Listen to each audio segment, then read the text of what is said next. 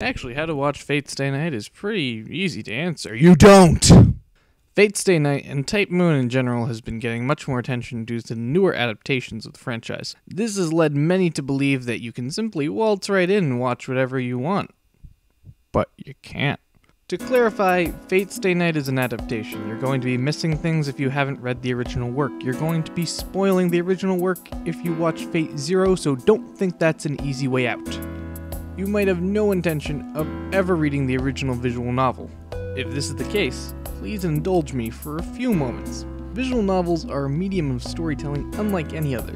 While providing sound, voices, and visuals, they can still be read at your own pace. This separates them from a TV show or comic. This alone makes Fate Stay Night a whole new experience to newcomers. And while Fate doesn't exactly push the limits of visual novel storytelling, as its sequel did, it does provide a unique experience for people new to the genre.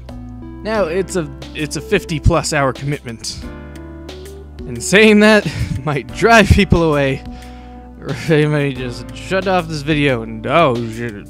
But it's worth it if you enjoy the characters. Shiro's point of view is something that just can't be carried over into an adaptation. While the first route sets him up to be another one of those foreign self-insert characters. Another reason the Dean version failed. It's the later routes that flesh him out to be a very well-developed character, and make him and his ideals into something interesting to read. Oh, and there's porn. If you're one of those guys, maybe you're a girl, maybe you're just not into the whole sex thing, I don't know. There are patches that take away the sex scenes if you're that uncomfortable with educated prostitutes and anuses. It's not a deal breaker. Of course, if you're in this just for the porn, I might have to warn you, it's gonna take 13 days in-game to even get to it. And guess what? It's not that good. Now, I understand visual novels aren't for everyone. They're only for the sophisticated and cultured people like myself. So, if you're dead set on being a total pleb, start with Fate Zero. This might sound weird, since I already said not to start with Fate Zero, but hang on for a second. See, the recent Unlimited Blade Works TV series is made with Fate Zero in mind. Unlimited Blade Works treats the audience as if they've already seen Zero, or they weren't a total pleb and read the fucking visual novel, which is why I can't stress enough. If you're interested in the franchise, read the visual novel.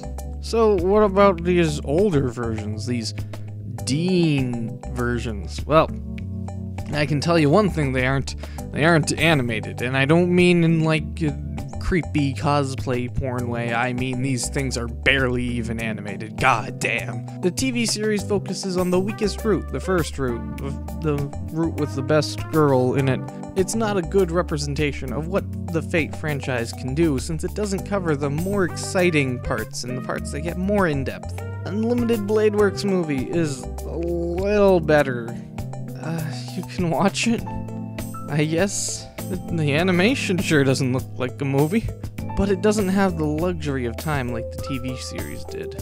So I wouldn't say avoid these at all costs, but they're basically relics now. I know that a lot of people got into the Fate franchise watching the Dean version of Fate Stay Night, so I suppose it's not without its merits, but god damn, you don't want to have to go through that. You don't need to waste your time with these.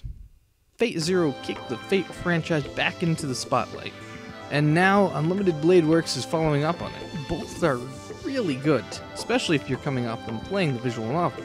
There's a lot in here for Type Moon fans to enjoy, and for newcomers to enjoy as well. The thing about the Fate franchise is that if you're going to get into it, you have to get into it the right way. And while you can still understand the basic story of Fate Zero or Unlimited Blade Works, there's a lot you won't understand in the world building and characterization that might ruin the story for you. I assure you, if you have any questions about how anything in this works, it's answered in the visual novel. By the time you finish your 50 hours of scrolling text, you'll feel accomplished. And I know, like, maybe spending all your time looking at cute anime chicks doesn't feel like an accomplishment. You grow attached to these characters. And when it's time to finish up the last route and get your ending, saved a day or not, you've become attached to these characters and you're sad to see them go. And that's not something that carries over too well into anime. Part of what I like about Unlimited Blade Works is coming back and seeing the characters and moments they had read about so long ago. Fate Stay Night is a great franchise, filled with vibrant characters and the deepest lore. And Type Moon in general isn't too bad either. Shame Tsukahime gets overlooked. It'll give you a lot to speculate, a lot to look forward to, and a lot to fan-wank about. It's pretty tough to get into, but once you're here forever.